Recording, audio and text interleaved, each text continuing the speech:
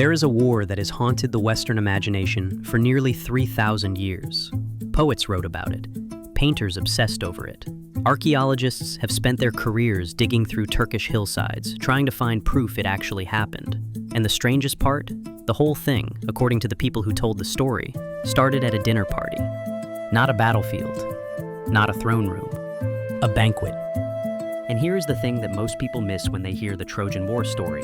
The golden apple, the beautiful woman, the 1,000 ships. They treat it like a love story. Maybe a war story. But the Greeks who first told it understood it as something else entirely.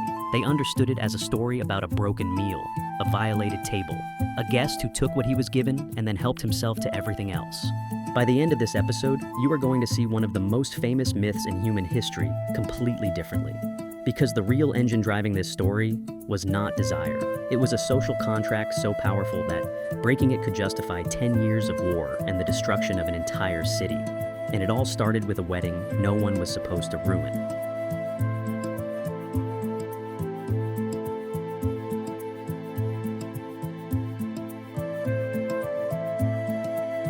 So, let's go back to the beginning. Not the ships, not the soldiers, the feast. In the mythic tradition, the wedding of Peleus and Thetis was the event of the age. Peleus was a mortal king. Thetis was a sea goddess. Their union was cosmically significant, and their guest list was appropriately divine. Gods came from across the ancient world to celebrate. There was food, wine, music, gifts, everything a proper Greek banquet was supposed to offer. It was a feast designed to bind two families, to create alliance, to signal order. And then one goddess didn't get her invitation. Eris, the goddess of strife, arrived anyway, and instead of causing a scene directly, she did something more elegant and more destructive. She rolled a golden apple across the banquet table. Inscribed on it were 3 words, for the fairest. 3 goddesses reached for it simultaneously, Hera, Athena, and Aphrodite. And just like that, a feast meant to create harmony had produced a rivalry that would echo across generations. Think about what the Greek storytellers were doing here. The most dangerous thing at that entire banquet was not a weapon. It was a piece of fruit functioning as a prize, a provocation, and a promise all at once. The apple weaponized the logic of the feast itself. Who gets honored? Who gets the gift? What is a gift actually allowed to cost? These are questions every table has to answer, and when the answer is wrong, the consequences radiate outward. The quarrel among the goddesses needed a judge, and the gods, in their wisdom, chose a young Trojan prince named Paris. Each goddess offered him a bribe. Hera offered power. Athena offered military excellence. Aphrodite offered something more personal, the most beautiful woman in the world. Paris chose Aphrodite, and Aphrodite's promise had a name, Helen, Queen of Sparta, wife of King Menelaus. Now here is where the story shifts from cosmic drama into something that felt, to ancient Greek audiences, deeply and personally familiar. Because what happens next is not just mythology, it is a story about dinner. Paris sailed to Sparta, and Menelaus, being the king he was, did exactly what a proper Greek host was supposed to do. He welcomed Paris into his home. He fed him, gave him wine, offered him lodging, treated him as a protected guest. This was not optional. This was not mere politeness. This was Xenia. Zenia, translated roughly as guest friendship, was the social glue of the ancient Greek world. It was a formal, ritualized system of hospitality that transformed a stranger into a protected guest, and eventually, a lifelong ally. In a world before standardized passports or international law, Xenia was the mechanism that allowed for safe travel and trade across the fragmented landscape of the Greek world. The sequence had a specific shape. You welcomed the stranger first. You washed them, seated them, fed them, gave them drink. And only then, after all of that, did you ask who they were or what they wanted. The host was forbidden to ask any initial questions of a guest, even if they were complete strangers. Food came before interrogation. That was the rule. And it was not a cultural suggestion. Xenia was not merely a social courtesy. It was a religious obligation. Zeus Xenios, Zeus, the god of hospitality, was considered the divine protector of strangers and travelers. To mistreat a guest was not just a breach of manners, it was a direct insult to Zeus and a potential invitation for divine retribution. Think about what that means practically. Traveling in the ancient world was dangerous, fraught with the risks of bandits, extreme weather, and hostile environments. Xenia provided a network of safe houses across the Mediterranean. It was often used by the elite to conduct politics by proxy. A host could use their guest friends in other cities to gain intelligence, negotiate trade deals, or even secure military alliances. It was a form of soft power that allowed powerful families to influence events in distant cities. Xenia was not just hospitality. It was infrastructure. It was diplomacy. It was the closest thing the ancient world had to international law. And Paris walked right through Menelaus' door and accepted all of it. So here is the moment the whole story turns on. Menelaus, at some point during Paris' visit, had to leave Sparta. He trusted his guest. He trusted the bond. He trusted the table. And when he came back, Paris was gone. And so was Helen.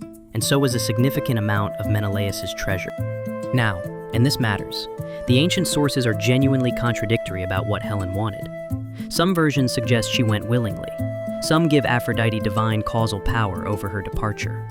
Homer's Iliad shows Helen as a complicated figure who condemns herself, remembers leaving home, and also resists divine compulsion. She is not a simple victim, and she is not a simple traitor. The ancient storytellers disagreed about her agency, and that disagreement is actually the point. It shows how later tellers kept redistributing the blame depending on what they wanted the story to mean.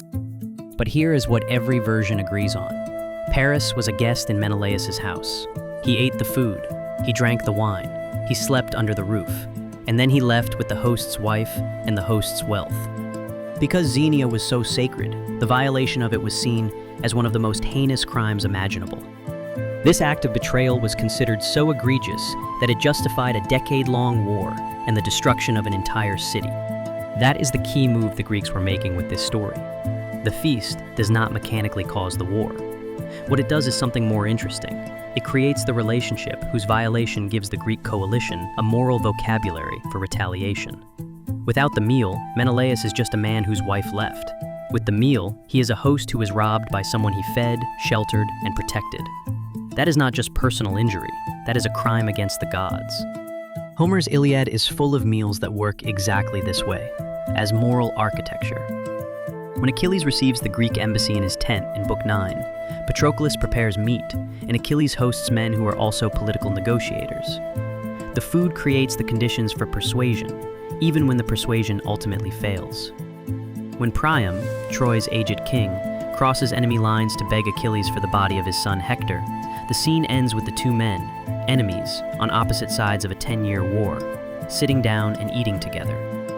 A meal can suspend violence just as powerfully as its violation can start it.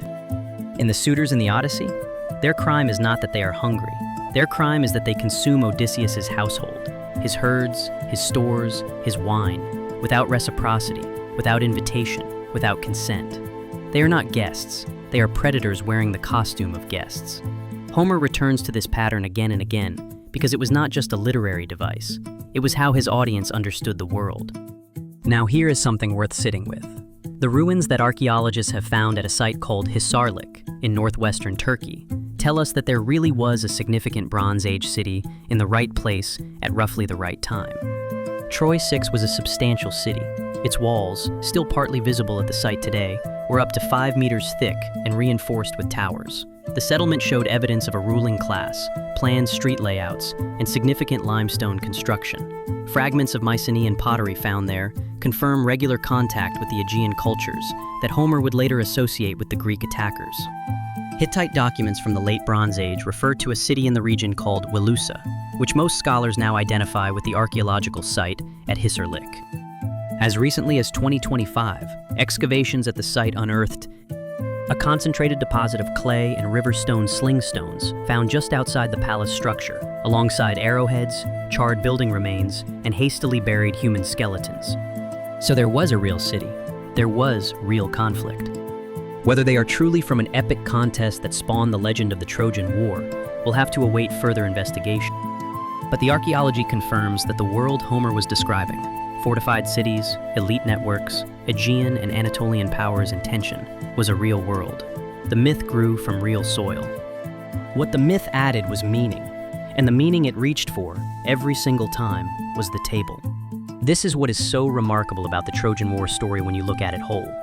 It begins at a feast, where one excluded guest turns the logic of the banquet into a weapon. It escalates through a judgment where desire gets dressed up as an aesthetic contest. And it ignites when a guest takes the hospitality of his host and treats it as an opportunity for extraction. The apple, the judgment, the meal in Sparta, these are not decorations around the real story.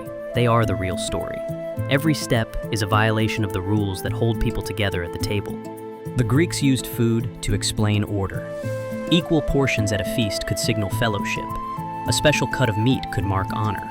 Uninvited consumption could signal social predation. And a guest who ate your bread and then robbed your house? That was not just a crime.